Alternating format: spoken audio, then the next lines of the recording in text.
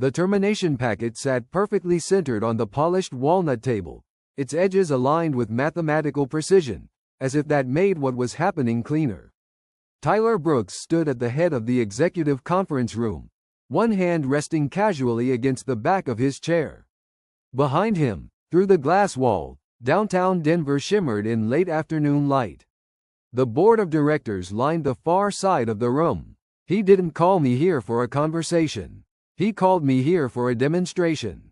We're eliminating legacy drag, Tyler said smoothly, adjusting his cufflinks as if he were announcing quarterly profits.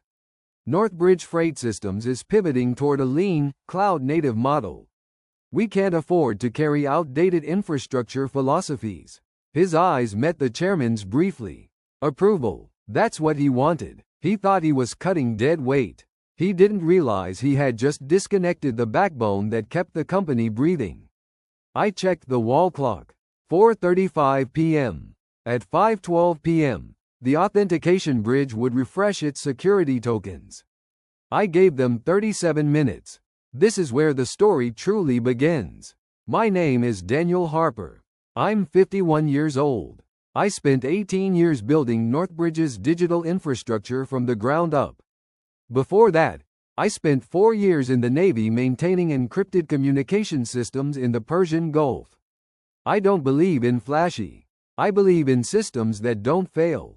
Tyler believed in optics. Daniel's approach, he continued, glancing toward the board, has served the company historically. But we're entering a new era. We need velocity. We need disruption. Disruption. The word sounded impressive in that room. It sounded reckless in mine. Nicole from HR slid the packet closer to me. Effective immediately, she said softly. I didn't reach for the pen. Instead, I removed my security badge and placed it on the table. It spun once and stopped directly between us. You've got about 37 minutes, I said calmly. Tyler blinked. Excuse me? Until things start to stall. He laughed. It was thin. Is that a threat? No, I said. It's architecture. I stood and walked out of the executive conference room without another word. Behind me, Tyler began explaining something about agile transformation. The hallway outside the executive suite felt too bright. People were still working, phones ringing, printers humming. Nothing had changed. Yet, I passed the data operations wing. Behind a reinforced door, the server racks hummed in steady, disciplined rhythm. I knew that sound better than I knew my own heartbeat. Inside that system lived a bridge. 3 years earlier, during a rushed software migration, I wrote a containerized authentication script on my personal machine. It linked the company's 2004 warehouse mainframe to the sleek SaaS logistics dashboard Tyler loved presenting to investors. Without that bridge, the new system couldn't validate shipping manifests. Without validation, trucks couldn't move. At 5:12 p.m. every weekday, the script refreshed its encrypted tokens. It required valid credentials. At 4:35 p.m., Tyler ordered mine revoked. I stepped into the elevator and pressed the lobby button. My reflection stared back at me in the mirrored wall. 51. Mortgage nearly paid. Wife in the middle of experimental lymphoma treatment. Insurance tied to employment. The elevator doors opened. I walked out into the cooling Denver air. I didn't go to a bar. I drove to my son's baseball game. For 18 years, I had missed more innings than I could count because the system needed monitoring. Today, I sat in the bleachers. At 5:13 p.m., my phone vibrated. Alert. Authentication failure. I watched my son swing. Alert. Dispatch queue halted. The crowd cheered. Alert. Vendor gateway offline. I flipped the phone face down on the metal bench. I wasn't on payroll anymore. At 5:27 p.m., it began to ring. Tyler. Then Nicole. Then operations. I didn't answer. By 5:40 p.m., the calls were no longer confident. By the time I got home, the sun had dropped behind the Rockies and the house was quiet. Emily was asleep on the couch, a blanket pulled up to her chin. Chemotherapy had taken her strength, but not her stubbornness.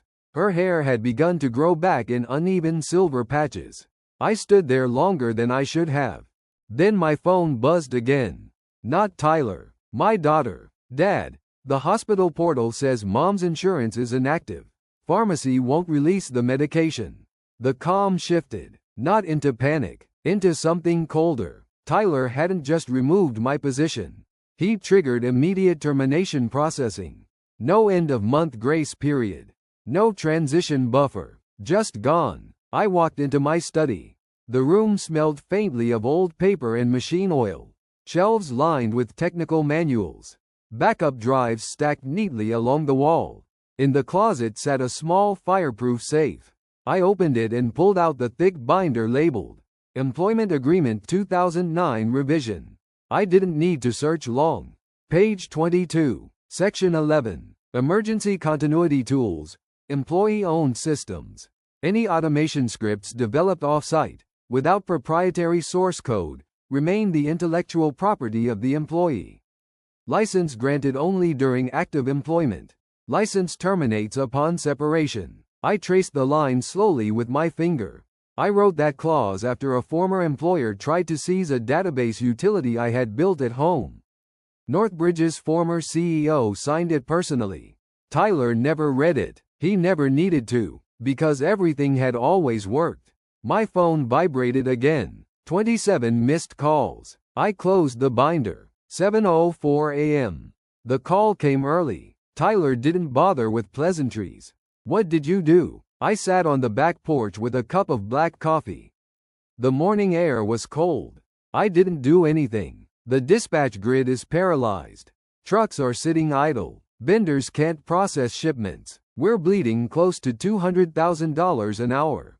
I took a slow sip. Did the authentication bridge fail? Silence. The what? The script that renews token validation between your warehouse mainframe and the SaaS dashboard. Another silence. Fix it. I can't. Why the hell not? My credentials were revoked. I'll reactivate them. That won't restore your license. There it was. The first crack. What are you talking about? The bridge belongs to me. Section 11. Page 22. You terminated my employment. The license expired. That's absurd. The software didn't break, I said evenly. It was repossessed. His breathing changed. This is sabotage. No. This is contract law. In the background, I could hear raised voices. Phones ringing. Someone shouting about missed port windows. You're coming in, Tyler snapped. I'll put you on a temporary contractor agreement. I'm not stepping into that building without legal protection. You're going to regret this. Tyler, I said calmly, in about 90 minutes, the backup integrity check will trigger. If the index table is out of sync, the database will lock into read-only mode to protect itself. What does that mean? It means by lunchtime you won't be able to process a single payment. Silence. How do I stop it? You don't, I said. You innovate. I ended the call. Emily stepped onto the porch quietly. That sounded serious. It is. Are we okay? I looked at her. Yes, I said. We are. My phone rang again. This time, it wasn't Tyler. It was the chairman of the board. The caller ID read, Robert Langford. Chairman of the board. I let it ring once. Twice. Then answered. Mr. Harper. His voice was steady, older, controlled. We appear to have a serious operational failure. Good morning, Mr. Langford. Is this your doing? No, sir. Then why did it happen the same afternoon you were terminated? Because the authentication bridge attempted its scheduled renewal at 5:12 p.m. It requires valid credentials tied to my employee status. Silence on the line. Are you telling me, he said carefully, that a single script written by one employee has halted a multi-state freight network? Yes. Another pause. Including port coordination? Yes. We're approaching $2 million in losses. I'm aware. You've been monitoring this? I designed the alert system. I heard muffled voices on his end. Someone speaking quickly. Another voice sharper, likely legal counsel. Mr. Harper, Langford continued, we would like you to join an emergency call with the board and executive team. As what? As a consultant. I didn't answer immediately. My silence did the work. What are your terms? He asked. $8,000 per hour. 4-hour minimum. Paid in advance. A faint exhale. That's steep. Sore idle ports. Silence again. Then, stand by. The line went quiet for almost 3 minutes. When he returned, his tone had shifted. Funds are being wired. You will receive confirmation within the hour. Once confirmed, I'll join. The wire transfer notification arrived 27 minutes later. $32,000. NorthBridge emergency operations account. My phone rang instantly. The virtual boardroom filled my screen. 12 faces. Tyler among them, pale. Mr. Harper, Langford began. Please explain the current failure. The bridge system is no longer licensed for corporate use, I said calmly. When my credentials were revoked, the script could not validate secure token exchange. That severed communication between legacy warehouse databases and the cloud dashboard. Tyler leaned forward. He's exaggerating. We can rebuild the integration. Can you? I asked quietly. No answer. Langford spoke again. Can you restore operations? Yes. How long? 3 minutes. The silence that followed wasn't panic anymore. It was calculation. Before you proceed, Langford said, is there any additional risk we should be aware of? I hesitated. Because there was. And this was the moment that would decide Tyler's future. Yes, I said. At 2:14 a.m., someone attempted a manual override of the bridge. Tyler's face drained. That action corrupted a secondary index tied to vendor reconciliation. What does that mean? One board member asked. It means if left uncorrected, you would have permanently lost 16 years of transaction validation data by midday. Every face on the screen shifted. Langford turned slowly toward Tyler. Did you authorize an override? Tyler's mouth opened, closed. We were trying to restore functionality. Without consulting the system architect? Langford asked. Silence. I continued. The script failing was recoverable. The override attempt was not. The room went still. Mr. Harper, Langford said, voice now controlled steel, restore operations. I logged into the remote admin portal. Credentials accepted. Manual execution initiated. Authentication bridge. Validated. Token exchange. Successful. Index repair. Complete. Behind Tyler, I could see movement through the glass wall of the executive suite. Phones being lowered. People standing. Dashboard status? Langford demanded. A voice off-screen answered. Green. All nodes green. The boardroom remained silent, not relieved. Assessing. Mr. Harper, Langford said, please remain available. I will, I replied. And Mr. Brooks, Langford added quietly, not looking at the camera, do not disconnect. The call ended. Tyler did not look at me once before the screen went black. The second call came 40 minutes later. Not from Tyler. From legal. Mr. Harper, the general counsel began. Voice measured and brittle. We need clarification regarding your intellectual property claim.